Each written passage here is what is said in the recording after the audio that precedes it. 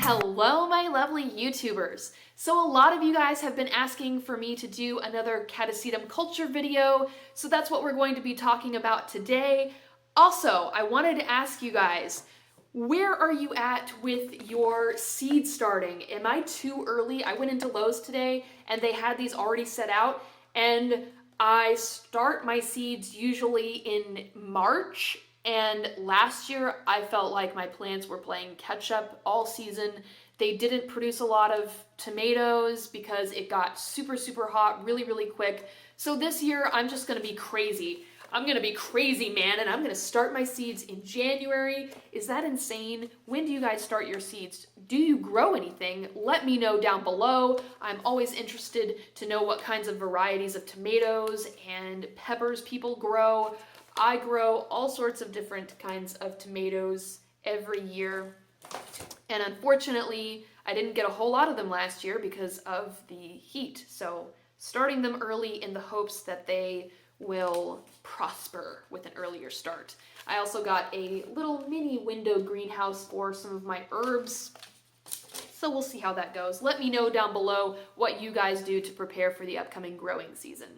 So we are going to be talking about Catasetum Culture today, and if you recently saw Brad's video from Brad's greenhouse, he did a blooming video of his Maniara Millennium Magic Witchcraft. So on the opposite end of the spectrum, I wanted to show you guys a Maniara that's coming out of dormancy. So this one has been out of dormancy for 2 weeks now, I believe, and the dormancy period for this one was only a week long. So it dropped all of its leaves like that, and then I stopped watering for a week, and wouldn't you know, a little green guy poked his head above the media, and now he's getting super, super big. So let's talk about our catasetums coming out of dormancy. We'll start from the beginning, and then we'll go into dormancy. So this is what they look like when they come out of dormancy. You shouldn't be watering your catasetums at all when they are dormant, and really you shouldn't start regular watering until the growths are much bigger. So this one is getting watered. You can see the moist sphagnum there. You can see the roots. That's how you're going to know when to water your newly emerging catasetum. So I don't have this guy on a regular watering schedule just yet. What I do is I'll water him once every 1.5 to 2 weeks, and that helps him adapt to the moist conditions, helps him grow his roots longer. So you don't want to start a regular watering schedule as soon as you see growth, a little bit at a time. You did the same thing when you helped your catasetum go dormant. You didn't completely cut off water, at least you shouldn't have completely cut off water. You gradually reduced the water until the catasetum went dormant. So that's what you're going to do when they start to come out of dormancy. You're going to gradually increase the water. And that's simulating their natural environment. So in their natural environment, they're not getting monsoonal type rains right away when they come out of dormancy. They're getting a little bit at a time.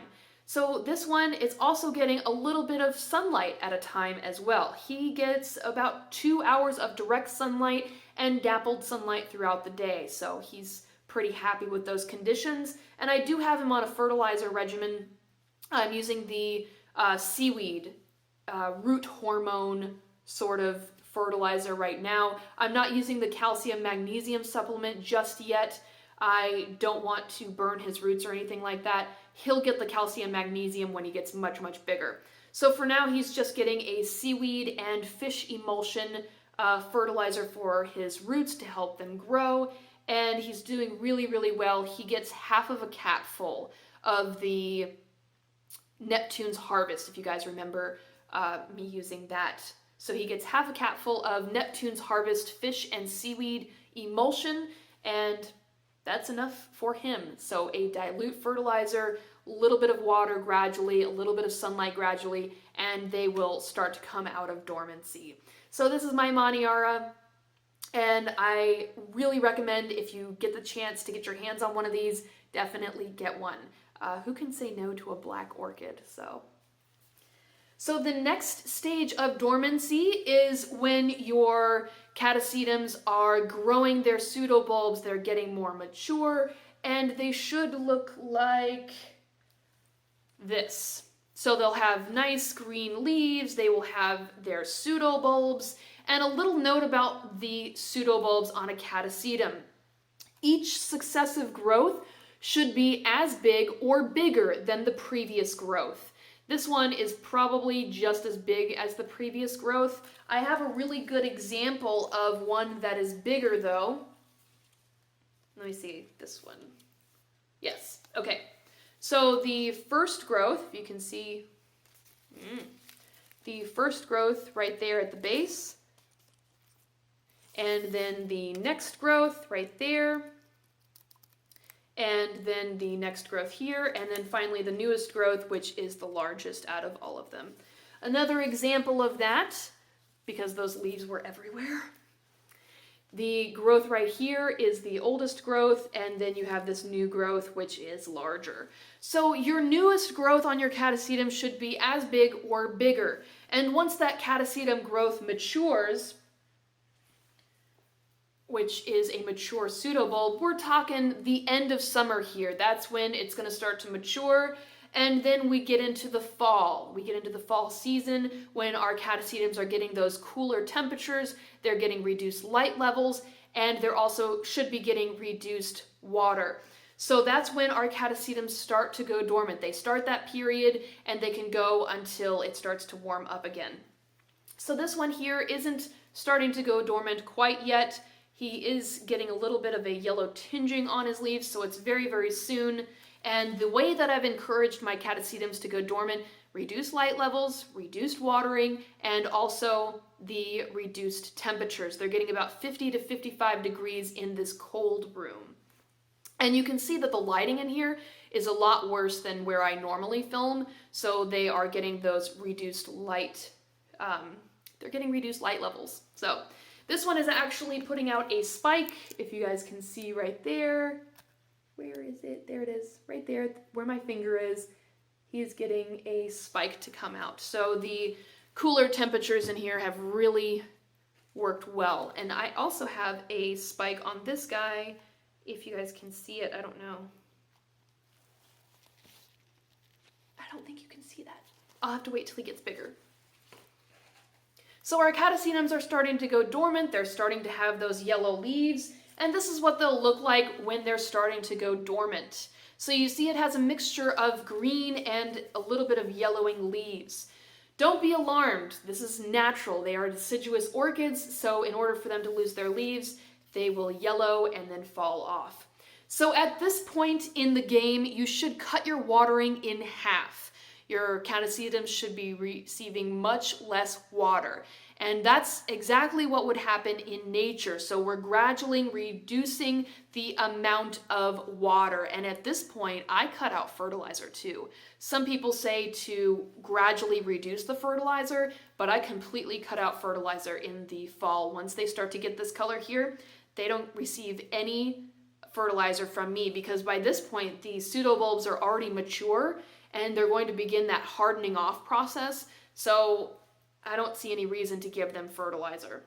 So I completely cut out fertilizer at this stage, and I will cut their watering in half.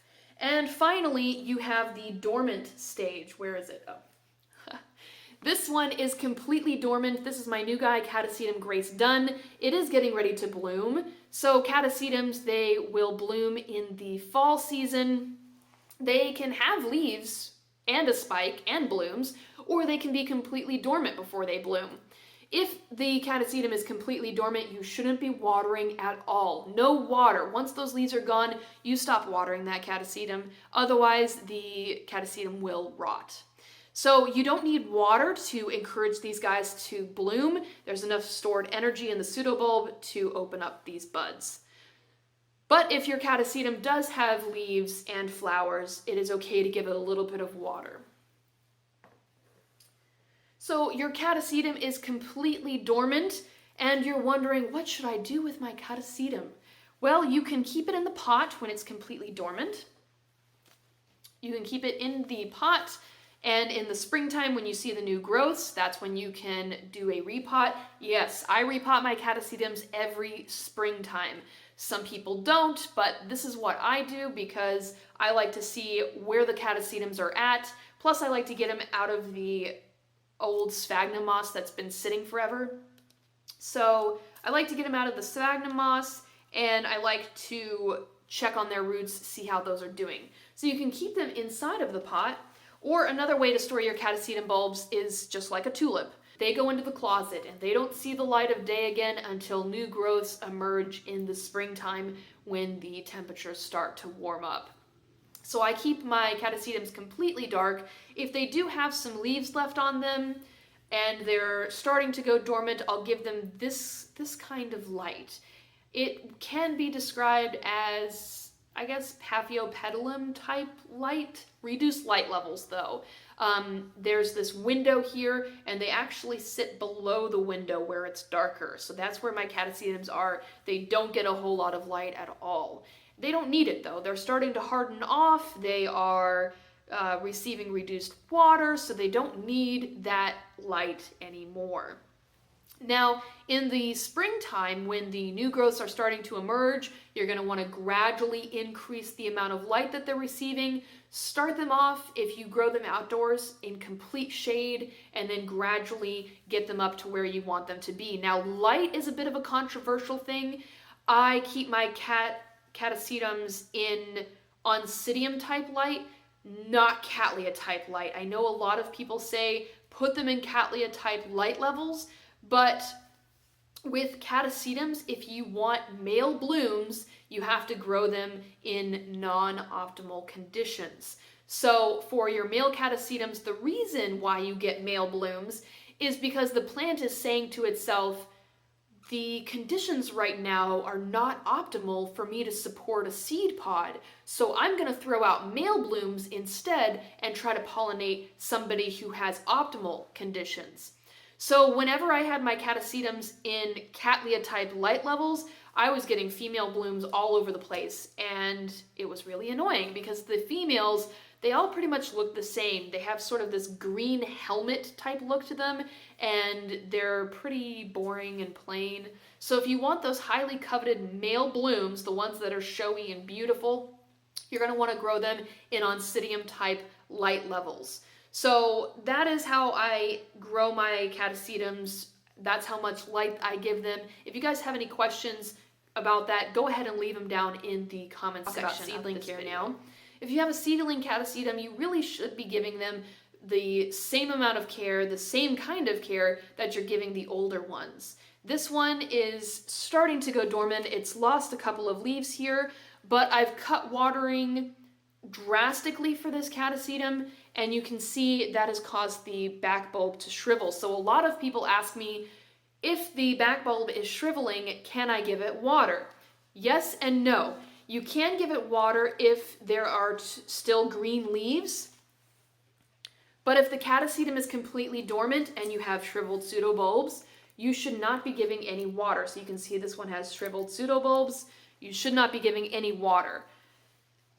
But if it does have some green leaves and a shriveled back bulb there, you can give it a little bit of water. Just be careful. I am going to give a little bit of water around the base of this plant. Not a whole lot of water, just enough to plump up that back bulb there. I hope that sort of explains how more in depth. You can also go back to my Catasetum care video, which also explains their dormancy period, and look at that. I'll link you down below.